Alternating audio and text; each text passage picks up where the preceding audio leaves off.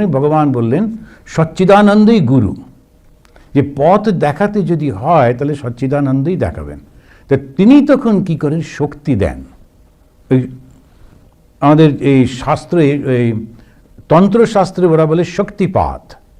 শক্তিপাত মানে হচ্ছে, আপনারা দেখছেন সৎ কথা। তপ্ত জীবনম কবিভিরীড়িতম কলমশাপহম শ্রবণমঙ্গলম শ্রীমদাততম ভুবি গৃণন্তি এ ভূরিদা জনাঃ। যখনই আমরা কথামৃত পাঠ করি, প্রথমেই এই স্তোত্রটা পাঠ করে একটু স্মরণ করে নিই যে শব্দগুলো কি অসাধারণ হতে পারে। যে একটা যখন ভগবান কথা বলছেন, ভগবানের সেই কথাগুলো কি অদ্ভুত হতে পারে, সেটা একটু স্মরণ করে তখন কি হয়, একটা অ্যাটেনশন আসে। যখনই আমরা প্রথমে শুনে নিলাম যে এই কথাগুলোই অমৃত, যখন আমরা কথাগুলো শুনছি, কতগুলো বলছি, কতগুলো পড়ছি, সেটা অমৃতের মতো আমাদের এফেক্ট করে। সে অমৃতটা কি, চিরন্তন, চিরন্তনের জন্য এটা অমৃত ভাবটা। তা আমরা এই যে কথামৃত পড়ছি বা শাস্ত্রগ্রন্থ পড়ি, ধর্ম পালন করি, পুজো করি, কেন করি? তা আমরা একটা চিরন্তন আনন্দের মধ্যে যেতে চাই, আনন্দটাই আমাদের লক্ষ্য। তা সেই আনন্দটা পাওয়ার জন্যে আমরা চেষ্টা করতে থাকি বিভিন্নভাবে। আর ধর্ম আমাদেরকে সেই কথাটা বলে যে তোমরা চিরন্তন আনন্দে যেতে পারবে। আনন্দ তো এমনি নানান রকমভাবে হয়, কিন্তু টেম্পোরারি হচ্ছে। ও বলল যে তুমি পার্মানেন্ট আনন্দে যেতে পারবে। আর সেই পার্মানেন্ট যে আনন্দটা, সেটাতেই বলা হচ্ছে অমৃত। তো ভগবান শ্রীরামকৃষ্ণদেব বলছেন ঈশ্বর লাভ হলে কি হয়, আনন্দ, আনন্দ আর আনন্দ। তা আনন্দ ছাড়া কিছু নেই। তা এই চিরন্তন আনন্দ যেটা সেটা যার জন্য কারোর উপর নির্ভর করতে হয় না, কোনো বিষয়ের উপর, ব্যক্তির উপর নির্ভর করতে হয় না। তো সেইটিতে পৌঁছবার জন্যে, বা বলা যেতে পারে শান্তি, আমরা এটি করছি। তখন সেই গতবারে ভগবানকে একজন, শ্রীরামকৃষ্ণদেবকে একজন জিজ্ঞেস করেছিলেন যে মহাশয় গুরু না হলে কি হবে না? যখন জিজ্ঞেস করলেন যে মহাশয় গুরু না হলে কি হবে না, তখন উনি বলেছিলেন যে সচ্চিদানন্দেই গুরু। একটু আগে যে আমরা, ঠিক এটা শুরুর আগে যখন আমরা করছিলাম যে গুরু ব্রহ্মা গুরু বিষ্ণু, যে স্তোত্রটা করলাম, আমরা তখনই যে প্রার্থনা করছি গুরুকে, তা গুরু হচ্ছেন এমন একজন যিনি ঈশ্বরকে আর আমাকে দুজনকেই চেনেন। সেই জন্যে উনি আমাদেরকে একটা ব্রিজের মতো ঈশ্বরের কাছে তিনি নিয়ে যাচ্ছেন, ওনার রাস্তাটা জানা আছে বলে। তো কে ঈশ্বরকে জানে? আবার একটা যদি দেখি, যিনি ঈশ্বরকে জেনেছেন তিনি ঈশ্বর হয়ে গেছেন। যিনি ভগবানকে যিনি জানলেন, তিনি সঙ্গে সঙ্গে ভগবানই হয়ে গেলেন। ভগবানকে জানা মানে কি? সত্যটাকে জানা। সেই সত্যটা কি? তখন বেদান্ত বলবে যে একটি মাত্র সত্তা আছে যার থেকে সব কিছু সৃষ্টি হচ্ছে। সেই সত্তাটার কোনো রূপ নেই, সত্তাটার কোনো গুণ নেই, কিন্তু সেই সত্তার মধ্যে থেকেই সমস্ত কিছু হচ্ছে ইচ্ছা মাত্র। এখন এইগুলো কথাগুলো বোঝা একটুখানি কঠিন হয়ে যায়। তখন উনি সৃষ্টি করেন। সৃষ্টি কাকে করেন? গুরুকে করেন। গুরুকে পথপ্রদর্শক। কে ওই গুরু? ভগবান স্বয়ং। ভগবানই ভগবানকে চেনেন, তা হলে তো সম্ভব হয় না। তা আমরা যেমন এরকমভাবে মাঝে মাঝে আমি উদাহরণ দিয়ে বলি যে ভদ্রলোক আমাদের প্রেসিডেন্টের প্রাইভেট সেক্রেটারি, ও কিন্তু প্রেসিডেন্টকে চেনে, কিন্তু পরিপূর্ণভাবে চেনে না, খানিকটা অংশ চেনে, যতক্ষণ ওর ডিউটি থাকে যায় কথা বলে। আবার যে ওর ড্রাইভার, সেও কিন্তু চেনে, পরিপূর্ণভাবে চেনে না। এরকমভাবে কিছু কিছু লোক আছে যারা ওর কাছাকাছি থাকে, চেনে তো বটে, কিন্তু সাহস নেই যে এইটা বলবে বা ওইটা করবে। তো কে সম্পূর্ণভাবে ওকে চেনে? উনি নিজে। উনি নিজে জানেন যে আমি কে, আমি কি করব, আমি কখন, ইত্যাদি ইত্যাদি। তো উনি নিজেকে ছাড়া পরিপূর্ণভাবে ওকে কিন্তু ওর সব থেকে কাছের লোকও জানে না। এখন ওনার স্ত্রী সব থেকে কাছের, তেও কিন্তু জানে না যে ও কী প্ল্যান করছে, রাজনৈতিক সমস্ত বিশ্লেষণগুলো স্ত্রীকেও বলে না, পুত্রদের বলে না, নাতিকে বলে না। সুতরাং একমাত্র সব কিছু কে জানে? ও নিজে। তো ঈশ্বরই একমাত্র গুরু। সেই জন্যই ভগবান বললেন সচ্চিদানন্দই গুরু, যে পথ দেখাতে যদি হয় তাহলে সচ্চিদানন্দই দেখাবেন। তো তিনি তখন কি করেন? শক্তি দেন। ওই আমাদের এই শাস্ত্রে, এই তন্ত্রশাস্ত্রে ওরা বলে শক্তিপাত। শক্তিপাত মানে হচ্ছে কৃপা। এক একটা শব্দ চেঞ্জ করে আর কি, এক একজন এক এক রকমভাবে ব্যবহার করে। তা ভক্তিতে বলছেন কৃপা, আর তন্ত্রে বলছেন শক্তিপাত।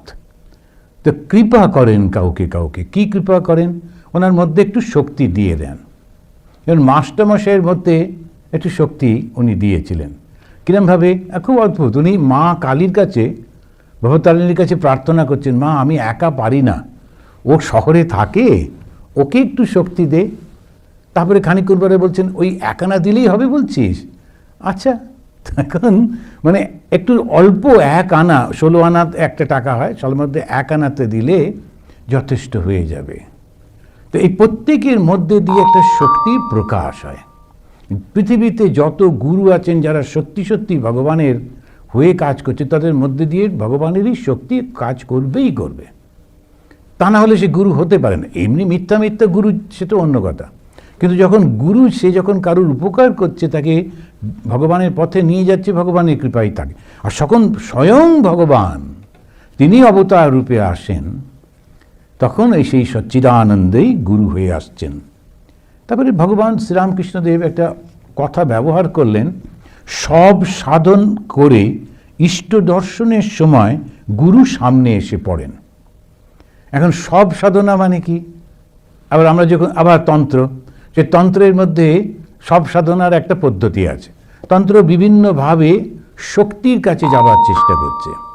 তা শক্তি সব থেকে বেশি ভয়টা আমাদের কার কাছে? মৃত্যুর কাছে।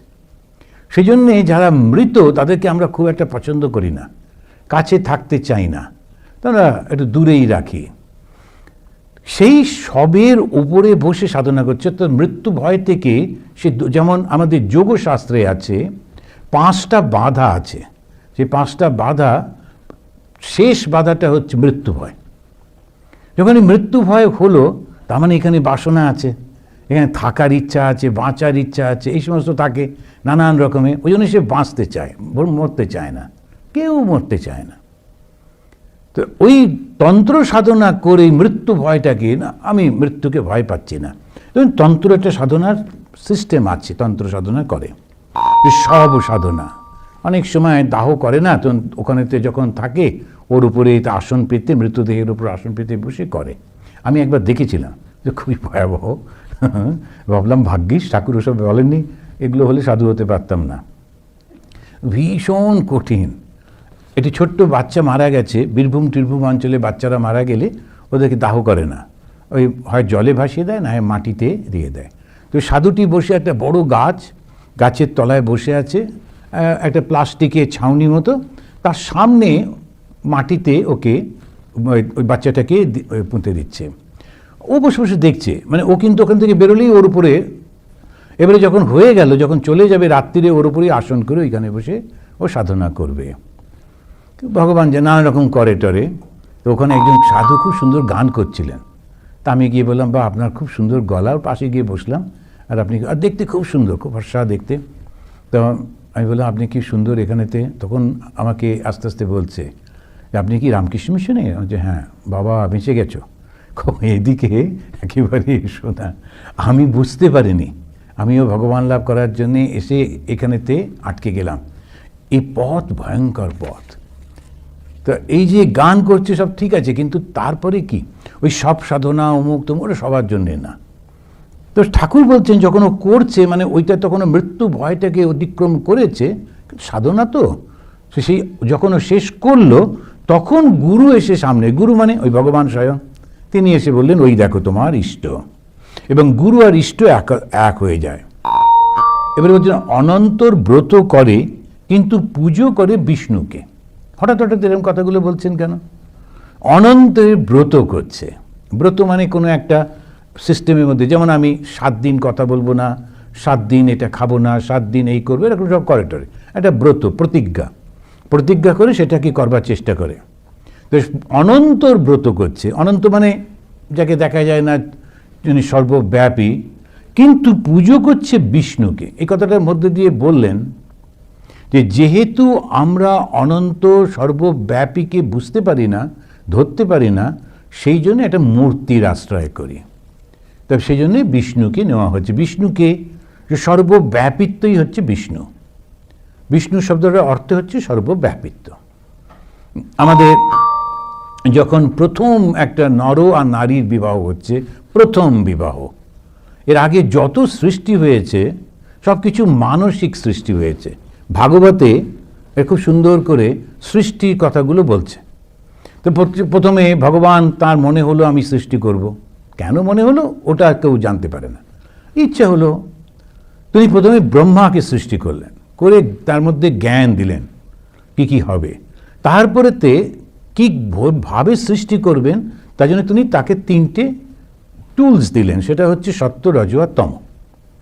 দিয়ে বলেন এবার তুমি সৃষ্টি করো। সত্য, রজ, তম, আমরা তাকে মায়া বলি, প্রকৃতি বলি, কিন্তু এই 3টে। আর হিন্দুদের দেখুন কিরকম ওই 3টের মধ্যে, সত্য, রজ, তমর মধ্যে সব সৃষ্টি। কেউ ভালো, কেউ ভীষণ মন্দ, আর কেউ মিক্সড। মোস্টলি আমরা মিক্সড। তো সত্য, রজ, তম এই 3টে গুণ নিয়ে নানা রকমভাবে পারমিউটেশন কম্বিনেশন করেছে, করে টোরে তারপরে যখন উনি একটা সময় আসছে, ব্রহ্মা যখন সৃষ্টি করছেন, তার নানান রকম চিন্তার মধ্যে থেকে একটা সৃষ্টি হচ্ছে, তখন তিনি একটা সৃষ্টি করেছেন, তারা হচ্ছে ভয়ঙ্কর আমাদের যে যারা অসুর টাইপের। তখন নিজেই ভয় পেয়ে, অসুর সৃষ্টি করে ব্রহ্মা নিজেই ভয় পেয়ে গেছেন। কারণ ভয় পেয়ে তিনি নিজে দৌড়ে দৌড়ে ভগবান বিষ্ণুর কাছে গেছেন, গিয়ে বলছেন যে আমি সহ্য করতে পারছি না, আমারই সৃষ্টি বটে কিন্তু ভয়ঙ্করে, তুমি একটু কিছু রক্ষা করো। তখন উনি বললেন তোমার মধ্যে থেকে ওই দূর করে দাও, ওটা ভাবটা দূর করে দাও। তখন উনি দূর করে দিলেন ভাবটাকে ভেতর থেকে। এগুলো সব ইয়েতে ভাগবতে খুব সুন্দর করে বলে যাচ্ছে গল্প। আর একবার শুরু করলে না থামতে পারবেন না, এটা পড়তেই হয়, মানে একটা গল্পের মতো চলছে। কারণ তখন যখন ব্রহ্মা নিজের মন থেকে সমস্ত কাম ভাব ত্যাগ করলেন, তখন সেইটা দিয়ে অত্যন্ত সুন্দরী নারী সৃষ্টি হলো। অসুররা তখন আবার তার দিকে চলে গেল, ব্রহ্মা বেঁচে গেল। এখন এইসব নানা রকম সব সৃষ্টি করে টোরে শেষে ব্রহ্মা সৃষ্টি করলেন। যখন সব সৃষ্টি শেষ, তখন তুমি খুব আরাম করে মনু সৃষ্টি করলেন। এই মনু হচ্ছে মানব। এই যে মনু যারা, তারা তখন প্রজা পালন করবে।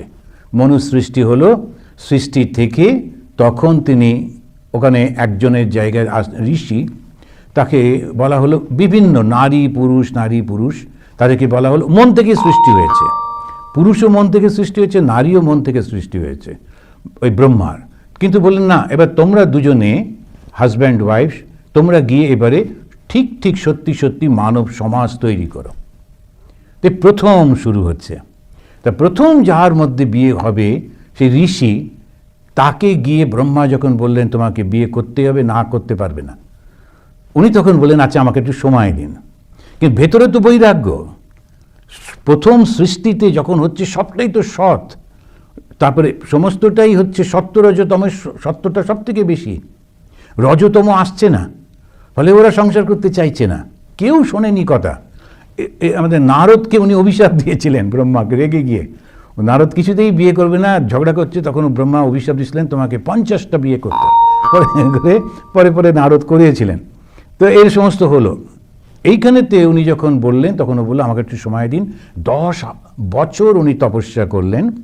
আমাদের যেমন বলে না 10,000 বছর করলেন, মানে একটা 10 বছর করে তিনি সরস্বতী নদীর তীরে উনি অপেক্ষা করলেন। এই সময় স্বয়ং ভগবান বিষ্ণু তাকে দর্শন, এই প্রথম বিষ্ণু একদম পরিপূর্ণভাবে দর্শন দিচ্ছেন। গরুড়ের পিঠে বসে, শঙ্খচক্র গদা পদ্মধারী, আর সবুজ রঙে আকাশটা ভরে গেছে, আর কাপড়টা হচ্ছে হলদে, সেজন্য হলদে বস্ত্র পরা, অসাধারণ রূপ। আর সেটা দেখলেন কর্দম মুনি, পরিপূর্ণভাবে উনি দেখলেন, মন খুব ভরে গেল। ভগবান এসে বললেন আমি তোমার ছেলে হয়ে জন্মাবো, কারণ দরকার আছে, প্রয়োজন আছে, সৃষ্টির জন্যে এটা প্রয়োজন। তোমার কাছে এই সপ্ত দ্বীপের রাজা তার কন্যাকে নিয়ে আসবে, তুমি না করো না, যখন তিনি বলবেন তুমি অ্যাকসেপ্ট করো। সেই কন্যার নাম হলো দেবহূতি। তো ইনি হচ্ছেন কর্দম মুনি, উনি দেবহূতি। তো সেই দেবহূতিকে নিয়ে ওর বাবা যখন এলো স্বয়ম্ভু মনু, তখন ইনি কর্দম তাকে বিবাহ করলেন এবং বললেন একটি দুটি সন্তান হবার পর আমি কিন্তু চলে যাব। সেই যে বিবাহ হয়েছিল কর্দম মুনি এবং দেবহূতির, সেই বিবাহের যে ব্যবস্থাটা, যেভাবে হিন্দু বিবাহ হয় আজও সেটাই চলে। যে প্রথম বিবাহ হয়েছিল কর্দম মুনি আর দেবহূতির মধ্যে, তাঁদেরই সন্তান হচ্ছেন কপিল। এই কপিল হচ্ছেন স্বয়ং বিষ্ণু। তা এখন এইভাবে যদি আমরা দেখি, সেই বিষ্ণু অবতার তাকে পুজো করছে, কেননা ওই রূপ মূর্তিটা আমরা জেনে গেছি, যদিও বলছি অনন্ত, কিন্তু অনন্তটাকে কল্পনা করব কি করে? যদি শুধু অনন্তের উপর ধ্যান করতে বলা হয়, ওটা হিপোক্রেসি হবে, কেউ পারবে না।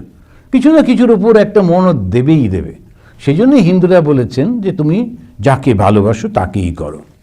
তো এই কথাগুলোর মধ্যে দিয়ে এই যে দুটো তিনটি কথা বললাম, যে গুরু না হলে কি হবে না, তখন উনি বলছেন যে ঈশ্বরই কিন্তু গুরু, তুমি মনে করো না অন্য কেউ পারে। বন্ধন থেকে মুক্ত করতে ঈশ্বর ছাড়া আর কেউ পারবে না। বন্ধনটা কি? বাসনা। বাসনাটা কি? মায়া। মায়া কার শক্তি? ঈশ্বরের শক্তি। এখন ঈশ্বরের শক্তিকে উইথড্রটা কে করতে পারে? ঈশ্বরই করতে পারে। সেই জন্যে যেমন যার কুকুর, সেই এসে একটা শীষ দিল, অমনি কুকুরটা থেমে গেল। আগে কি উৎপাদ, সে সামনে এসে ঘাউ ঘাউ করছে, আপনি কিছুতেই ওকে থামাতে পারবেন না। কিন্তু ওই যেই মালিক একটু শীষ দিল, অমনি চুপ করে গেল। তো সেই রকমভাবে ওকেই বলতে হবে, ভগবানকেই বলতে হবে যে তোমার এই মায়াটাকে একটু সামলাও। ভগবান মায়াটা উইথড্র করলে তখনই সম্ভব। তা এইভাবে ভগবান বলছেন। তারপরে রামাদি ভক্তদের প্রতি যদি বলো কোন মূর্তি চিন্তা করব, যে মূর্তি ভালো লাগে তারই ধ্যান করবে, কিন্তু জানবে যে সবই এক। হিন্দুদের এত যে মূর্তি, এই মূর্তিগুলো এলো কোত্থেকে? কোনো না কোনো ঋষি, কোনো না কোনো উচ্চ চিন্তা সম্পন্ন ব্যক্তি, তিনি ওই কল্পনা করেন, করে এই মূর্তিটা আসে। যেমন এই মা কালীর মূর্তি, তো কৃষ্ণানন্দ আগম বাগীশ, তিনি ওই শক্তির পুজো করতেন। শক্তির পুজো একদম বেদেও রয়েছে। তো তিনি ওই শক্তির পুজো করতে করতে একসময় তার খুব ইচ্ছা হলো সাধারণ মানুষের মধ্যে এটাকে একটু দিতে হবে। কিভাবে দেবো? তখন খুব প্রার্থনা করছেন, একটা মূর্তি না হলে তো হয় না, লোকেরা কি করে বুঝবে যে তোমার শক্তির? তখন ওই রাত্রি সুক্ত একটা আছে, তার থেকেই মা কালী ইত্যাদি সব বলে। তখন উনি খুব প্রার্থনা করলেন, তখন সেই শক্তি ওনাকে বললেন, কালকে সকালে যে মূর্তিটা দেখবে ওটাই আমার মূর্তি। এবারে গল্পে আছে কৃষ্ণানন্দ আগম বাগীশ, তিনি বেরিয়ে সকালবেলায় গঙ্গা স্নান করতে যাচ্ছেন, তখন উনি দেখলেন যে একজন সাঁওতাল রমণী, এবং শরীরটা তার কালো বর্ণের, আর ওরা তো একটু শাড়িটাকে অনেক হাঁটুর উপরে উঁচু করে পরে, স্কার্টের মতো। তারপরে একটা পা ওই ছোটো ছোটো যে মাটির বাড়িগুলো হয়, ওই তার একটা দাওয়াতে দিয়ে আর গোবর দিয়ে ওই ঘুঁটে দেওয়ার চেষ্টা করছে, হাতটা উঁচু এরকম করে করতে যাচ্ছেন। ঠাকুরমশাইকে সামনে হঠাৎ দেখে ফেলে ও নাকি জিভ কেটে দাঁড়িয়েছে লজ্জাতে। এইটা উনি প্রথম দেখলেন। দেখার পর ওনার খুব দুঃখ হলো যে মা এ কী মূর্তি দিলে, আমি এখন এটা জগতে প্রচার করি কি করে। খুব একদম চোখের জালে কাঁদতে কাঁদতে উনি চলেছেন, এই তুমি বললে প্রথম যে মূর্তি, এই প্রথম দেখলাম, এ কী মূর্তি হলো, আমি এটা দেবো কী করে, মানুষের কাছে বর্ণনা করব কি করে। করতে করতে উনি যখন গিয়ে নদীতে ডুব দিলেন, নদীর মধ্যে এই মূর্তিটা পেলেন, নদীতে জলের মধ্যে। উনি বললেন না ওটা নয়, এই হচ্ছে সেই। তখন মূর্তিটা তিনি দেখলেন, সেই মূর্তি প্রচারিত হলো। তারপরে নানান রকম লোক নানান রকমভাবে, এখন মা যখন রান্নাবান্না করছেন, কাজ করছেন, লোকজন আসছে, তখন একদম রেগে মেগে রয়েছে সে, তার মধ্যে নাতি, সে একটা কী ফেলেছে, ছুটে ছুটে হই হয়েছে, সেই মায়ের একটা রূপ। আবার যখন সব হয়ে টয়ে গেল, লোকজন যখন আসছেন, তখন আবার সেজে গুজে সামনে দাঁড়িয়ে আছেন, সকলকে ওয়েলকাম করছেন, ও আর একটা রূপ। আর যখন খুব খুশি খুশি আছেন, সমস্ত কিছু ভালো টালো হয়েছে, সবাই খেয়ে দিয়ে খুব প্রশংসা করেছে, খুব ভালো সব প্রোগ্রাম, খুব ভালো, তখন আর একটা রূপ। এরকম তো আমরা দেখতে পাই তো বিভিন্ন রূপে, ওই মায়ের যে রঙগুলো ওই রকম রূপে রূপে হয়েছে। তো ওই রকম ভাবেই চলছে। কত রকম মূর্তি আছে, তোমার যেটা ভালো লাগে সেই মূর্তিটা করতে পারো। একদল লোক তারা ছিন্নমস্তার পুজো করে। এবার ছিন্নমস্তা মূর্তি যারা আপনারা দেখেছেন বা ছবি দেখেছেন, কল্পনা করে দেখুন কি ভয়ঙ্কর। যে মা কালী নিজেই নিজের মুন্ডুটা কেটে তিনি হাতে করে ধরে রয়েছেন, আর তার ওই দেহ থেকে রক্তটা এসে মুখেতে পড়ছে, আর দুটো ধারা গিয়ে দুপাশে দুই চামুন্ডার মুখে পড়ছে। ওই মূর্তি দেখলে তো বাইরের লোক ছেড়ে দিন, বিদেশিরা আমরাই আটকে উঠবো, এই মূর্তি দেন, এই মূর্তির পুজো, ওরে বাবা এই গ্রুপ, এই ভালো, এত সুন্দর, তাতেই আমরা কত রকম বলি। যত হিন্দু টেম্পলে দেবেন কোথাও এই মূর্তিটা রাখে না, সব ভয় থাকে, না মা কালীকে রাখলে আবার যদি। কিন্তু মা কালী হচ্ছেন জ্ঞানের দেবী। ওই তিনটে মুন্ডুটা কাটা, তিনটে ধারায় রক্ত বয়ে যাচ্ছে, এই মূর্তি দেখে অবিধানন্দজি মহারাজ খুশি হয়ে বললেন, আহা কি সুন্দর রূপ। এখন রূপ কোথায়, মুন্ডুটা তো কাটা। তখন বললেন যে না, কি সুন্দর রূপ, কে বুঝবে এইসব কথা। যে ইড়া, পিঙ্গলা, সুষুম্না, এই যে তিনটে নাড়ি, এই তিনটে নাড়ি দিয়ে আমাদের জীবনধারা বয়ে চলেছে। এখন সুষুম্নাটা মাঝখান দিয়ে যাচ্ছে, একেবারে শীত দাঁড়ার মধ্যে দিয়ে গিয়ে সোজা উঠে সেটা যেটা পড়ছে মা নিজেই গ্রহণ করছেন, অর্থাৎ ও মুক্তি হয়ে যাচ্ছে, ওরা জীবন হবে না। মায়ের থেকে সৃষ্টি, মায়েতেই লীন, আর মুক্তি নেই। কিন্তু বাকি যে দুটো, তারা ইড়া আর পিঙ্গলা, তারা গিয়ে দুটো ধারাতে গিয়ে পড়ছে, যে ওই চামুন্ডারা সেটা গ্রহণ করছে, ওদের আবার জন্ম হবে। বলো যে বুঝবে সে উদ্ধার হয়ে যাবে, কি সুন্দর রূপ, কাকে বোঝাই। এখন এইটাই হচ্ছে আসল, যে আমরা যদি বুঝতে পারি প্রত্যেকটা সিম্বলিক। তো ঠাকুর বললেন যদি বলো কোন মূর্তি চিন্তা করব, যে কোনো মূর্তি ভালো লাগে, যাদের চামুন্ডা মূর্তি ভালো লাগছে সেটা করবে, যেমন যেমন করবে। ঠাকুর শ্রীরামকৃষ্ণদেব বললেন গৃহীদের জন্যে শ্মশান কালী এরকম ধরনের একটা ভালো নয়, বরং দক্ষিণা কালী সব থেকে ভালো। দক্ষিণা কালীতে বাম মূর্তি যে রয়েছেন, এইটা দক্ষিণা কালীর মূর্তি। তিনি ডান দিকে তিনি আশীর্বাদ করছেন, ভয় কি, আমি তো আছি মা। আবার বাঁ হাতটা দিয়ে বলছেন নাও তোমার কি চাই। আর বাঁ দিকে হচ্ছে মুক্তির জন্যে, ডান দিকটা হচ্ছে জগতের জন্যে, বাঁ দিকটা মুক্তির জন্যে।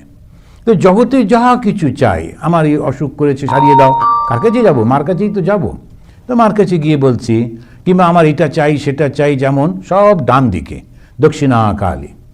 কিন্তু যখন বলবো আর ভাল লাগছে না, আমার খেলা শেষ করে দাও, আমি এবারে মুক্তি চাই, তখন ওই বাঁ দিকে যেতে হয়, তখন হচ্ছে বামা কালী। ওই যে খড়গটা, ওটা দিয়ে কারোর মন মাথা কাটেননি, উনি অজ্ঞানটাকে কেটে দিয়েছেন। অজ্ঞান কি, অহংকার। আর অহংকারটা কি, ভুল করে এই শরীরটাকে আমি বলে মনে করা, ভুল করে। এই শরীরটার উপরে তো আঙুল রেখে আমরা বলি আমি আমি, কিন্তু এই আমিটা যখন এইটুকু ছিল তখন তো আমি জানতাম না। এই মাঝে মাঝে আমি বলি যে যখন ওই ছোট্ট বাচ্চা ছবি আমাকে যদি দেখানো হয় যে এই দেখো এটা কার ছবি, আমি ভাবি কার একটা ছবি, ওটা তোমারই ছবি। আমি নিজেই নিজেকে জানি না, যেই বড় হলাম, যখন এই শরীরটার সঙ্গে যুক্ত হলাম, তখন বলছি এটা আমি। কিন্তু কতখানি ভুল হয়ে যাচ্ছে, সব সময় চেঞ্জ হয়ে যাচ্ছে। আজকে যেটাকে বললাম আমি, কালকে সেটা আমি নই। এরকম করে করে মানে শরীরটা পাল্টে পাল্টে যাচ্ছে। তো আমি কি করে বলবো আমি এটা, মন পাল্টে যাচ্ছে, কাকে আমি বলি? তাহলে অহংকারটা কি? অহংকারটা একটা দারুণ ভুল, কিন্তু ওটার জন্যই যত সমস্যা হচ্ছে, যত সমস্যা ওই অহংকার থেকেই হচ্ছে। আজকে এই ক্লাসে বলছিলাম, যখন আমাদের যোগ বাসিষ্ঠা ক্লাস হচ্ছিল, এই যুদ্ধ টুদ্ধগুলো যে হয়, সব দেশের লোক কি যুদ্ধ করে তা কিন্তু না। দুটো লোক দু মাথায় বসে তাদের মাথায় ঢুকলো একটা যুদ্ধ করব, আর আশেপাশে কিছু লোক থাকে, তারা কেউ অস্ত্র বিক্রি করবে, তো কেউ কিছু, তার আবার বিজনেসটা ঠিকঠাক করে নিয়ে যে দুটো চারটে আমি প্লেন তৈরি করেছি বিক্রি করতে হবে, এই প্লেন কে কিনবে, তুমি কেন, ওর বাড়িতে ওখানে গিয়ে একটা বোম ফেলো, এসব করে টোরে একটা যুদ্ধ লাগিয়ে দিল, হাজার হাজার লোক মারা গেল। কিন্তু যদি আলটিমেটলি গিয়ে পৌঁছে দেখা যাবে দুটো লোক, তারা যদি একসঙ্গে বসে আলোচনা করতো তাহলে কিছুই হতো না। কিন্তু না, অহংকার। এবার যদি জিজ্ঞেস করো অহংকারটা তোমার কোথায় থাকে, কেউ বলতে পারবে না, একজনও বলতে পারবে না। তো সেই জন্যেই ঠাকুর বলছেন কারুর উপর বিদ্বেষ করতে নাই, শিব, কালী, হরি সবই একই, ভিন্ন ভিন্ন রূপ। যে এক করেছে সেই ধন্য। সে ধন্য হয়ে যাচ্ছে, যে কোনো একটাতে করলেই হবে, সবাই সমান। এখনো পর্যন্ত যারা কৃষ্ণের পুজো করেন ওরা কালী মন্দিরে এখনো পর্যন্ত যান না। আমাদের যে বইতে দেখেছি রবীন্দ্রনাথ ঠাকুর বলছেন যে নিবেদিতাকে, যদি বিবেকানন্দ এবং ওর সমস্ত বন্ধুরা তারা মা কালীর পুজো ছেড়ে দেয় এবং রামকৃষ্ণকে অস্বীকার করে, তাহলে আমাদের সঙ্গে বন্ধুত্ব হতে পারে। নিবেদিতা চাইছিলেন যাতে রবীন্দ্রনাথ এবং বিবেকানন্দ একসঙ্গে যদি করেন, তখন ওরা কন্ডিশন হচ্ছে কেন না মা কালীর পুজো করে বলে। এখন না বুঝে এইটা, তো সেই জন্যই ভুল হয়ে যায়। রবীন্দ্রনাথের মতো লোক, অত শিক্ষিত লোক, তবু একটা জায়গায় আটকে যান। শ্রীরামকৃষ্ণ হচ্ছেন সর্বধর্ম সমন্বয়ের দেবতা। এই জন্যে এত বড় একটা জিনিস উনি করেছেন। আমরা তো ঠিক অত্যন্ত দুর্বল, প্রচার করতে পারি না, বুঝতেও পারি না। সেই জন্যে ধরতে পারলাম না শ্রীরামকৃষ্ণদেবের অবদানটা কত বড়। ঠিকভাবে যদি এইটা প্রচার করা যেতে পারত, প্রত্যেকটি শিক্ষার বইতে যদি থাকতো, ছোটবেলা থেকে যদি আমরা শিখতাম, আমার ভগবান, আমার দেবতা, আমার অনুভূতি, আমার পথ আমার কাছে খুব ভালো, অন্যর কাছে নাও ভালো হতে পারে। তার জন্য ওর সঙ্গে ঝগড়া করার তো কোনো কারণ নেই, ওর মতো করে চলুক না। এইটুকু শুধু বুঝতে হবে। এই না সমন্বয় মানেই আমি অন্যর মতো হয়ে যাব, তা তো কোনো কারণ নেই সেরকম। আমি আমার মতোই থাকবো, তুমি তোমার মতো, কিন্তু একসঙ্গে পথটা তো চলতে পারি, তাতে কি অসুবিধে। এই সমন্বয়ের বার্তা হিন্দু ধর্ম বারবার দিয়েছে, সর্বদা দিয়েছে। হিন্দু ধর্ম মানেই সমন্বয়। কিন্তু সঙ্গে সঙ্গে হিন্দু ধর্ম এটাও জানে যে সব কিছুকে নিয়ে একজন চলতে পারে না, একটা বিশেষ না হলে আমরা পারি না। আমাদের সেইভাবেই সমস্ত প্রকৃতিগতভাবে ওই রকমই থাকে। কিন্তু লক্ষ্য করে দেখবেন, যখন পূর্ণ কুম্ভ মেলা হয়, ভারতবর্ষে যে কুম্ভ মেলা, অর্ধকুম্ভ, পূর্ণ কুম্ভ, সেই কুম্ভ মেলাতে কিন্তু সমস্ত রকমের হিন্দুরা একসঙ্গে হেঁটে যায়। যারা শৈবাইট, তারা ত্রিশূল নিয়ে শিবের নাম করতে করতে যাচ্ছে। যারা বৈষ্ণব, তারাও ওই রকম মালা নিয়ে জপ করতে করতে, ভগবানের নাম করতে করতে যাচ্ছে, কৃষ্ণ নাম করতে করতে। গানপত্য সমস্ত সব একসঙ্গে চলেছে। গিয়ে কোথায় যাচ্ছে? অমৃত সন্ধানে। কোথায় গিয়ে শেষ করছে? একটা গঙ্গাতে গিয়ে ডুব দিয়ে। তো জলটা কি? জল হচ্ছে নিরাকারের প্রতীক। ওই জন্য আমরা গঙ্গায় গিয়ে ডুব দিই, নিরাকারের প্রতীক। দেখুন, এইগুলো সমস্ত সিম্বলিক, কিন্তু মাথায় আসে না। ওইটাতেই সমস্যা হয়ে যায়। ওর মধ্যে আবার একটু ঝগড়াঝাটি হয়। আমাদের আশ্রম আগে যাবে, কেননা তোমাদের আশ্রম পরে আসবে, ইত্যাদি। আবার যারা আগে যাচ্ছে তারা পরের জনকে মাঝে মাঝে ঘাড় ঘুরিয়ে বলে, ওরা তো পেছনের লোক। আচ্ছা, কেন হয় এগুলো? কেন এই অহংকারগুলো আমাদের সবসময় থাকবে, ওইগুলো থেকে আমরা বিচ্ছিন্ন হয়ে যাই। কিন্তু আমরা যদি ঠিক শ্রীরামকৃষ্ণের কথাটা বুঝতে পারি, তাহলে অন্যদের সঙ্গে একসঙ্গে চলাতে আমাদের কোনো অসুবিধা হবে না। সমন্বয়ের দেবতা ভগবান শ্রীরামকৃষ্ণ। তিনি কারোর উপর বিদ্বেষ করতে নেই। শিব, কালী, হরি সবাই একেবারে ভিন্ন ভিন্ন রূপ। যে এক করেছে সেই ধন্য। তারপরেই বলছেন, বহিঃশৈব হৃদয়ে কালী, মুখে হরি বল। তো বাইরেতে শিবের মতো করে সেজে আছে, ত্রিশূল নিয়ে। আবার যারা শিবের পূজারী হয় তারা ভস্যটা এইভাবে মাখে। আবার যারা বিষ্ণুর হয় তারা এরকমভাবে করে। আর বিষ্ণুর মধ্যে একজন বিশেষ আছে, বিষ্ণু শক্তিযুক্ত যদি হয়, মাঝখানে আবার একটা লাল থাকবে। এরকম প্রথমে তো করবেই, এটা ভি মতো করে মাঝখানে একটা লাল টিপ থাকে। ওরা কিন্তু বৈষ্ণব বটে, কিন্তু ওরা শক্তিকে মানে, লক্ষ্মীকে মানে, সেই জন্যে ওরা ওরকম করে। নানান রকমের সমস্ত থাকে, এগুলো না জানলে বুঝতে পারা যাবে না।